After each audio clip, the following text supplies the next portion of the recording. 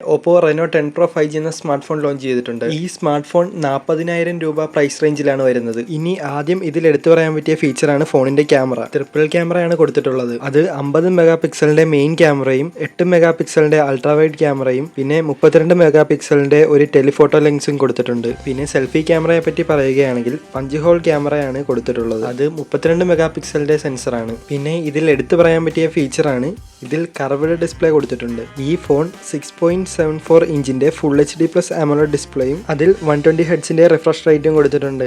240 ഹെർട്സിന്റെ touch sampling റേറ്റും പിന്നെ 10 bit ഡിസ്പ്ലേയും support ചെയ്യുന്നുണ്ട്. ഇനി ഫോണിന്റെ ബ്രൈറ്റ്നസിനെ പറ്റി പറയുകയാണെങ്കിൽ 950 നിറ്റ്സിന്റെ ബ്രൈറ്റ്നസ് ആണ് വരുന്നത്. ഇൻ ഡിസ്പ്ലേ ഫിംഗർ പ്രിന്റ് ആണ് കൊടുത്തിട്ടുള്ളത്. അതുപോലെ തന്നെ ഈ ഫോൺ 2 കളർ വേരിയന്റിലാണ് വരുന്നത്, ഗ്ലോസി പർപ്പിളും സിൽവർ ഗ്രേയും.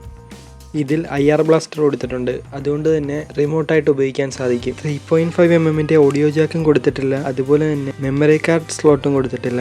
Android 13 ബേസ് ആയ കളർ OS സോഫ്റ്റ്വെയർ ആണ് ഇതിൽ കൊടുത്തിട്ടുള്ളത്. 4600 mAh ബാറ്ററിയും അത് ചാർജ് ചെയ്യാനായിട്ട് 80 വാട്ടിന്റെ ഫാസ്റ്റ് ചാർജർ സപ്പോർട്ടും നൽകിയിട്ടുണ്ട്. ഈ ഫോണിന്റെ പോരായ്മകളെ പറ്റി പറയാനാണെങ്കിൽ സിംഗിൾ സ്പീക്കറാണ് കൊടുത്തിട്ടുള്ളത്. ഇപ്പോൾ വരുന്ന പല സ്മാർട്ട് ഫോണുകളിലും ഡ്യുവൽ സ്റ്റീരിയോ സ്പീക്കർ കൊടുത്തിട്ടുണ്ട്.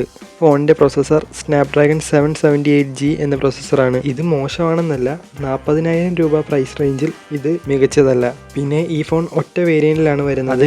12GB റാമും 256GB ഇന്റർണൽ സ്റ്റോറേജുമാണ്. ഇനി ഇതിന്റെ വില വരുന്നത് 39,999 രൂപയാണ്. എനിക്ക് ഈ ഫോൺ വാല്യൂ ഫോർ മണി ആയിട്ട് തോന്നുന്നില്ല. നിങ്ങളുടെ അഭിപ്രായം കമന്റ് ചെയ്യുക. വീഡിയോ ഇഷ്ടമായെങ്കിൽ ലൈക്ക് ചെയ്യുക. കൂടുതൽ വീഡിയോകൾക്കായി ചാനൽ സബ്സ്ക്രൈബ് ചെയ്യുക.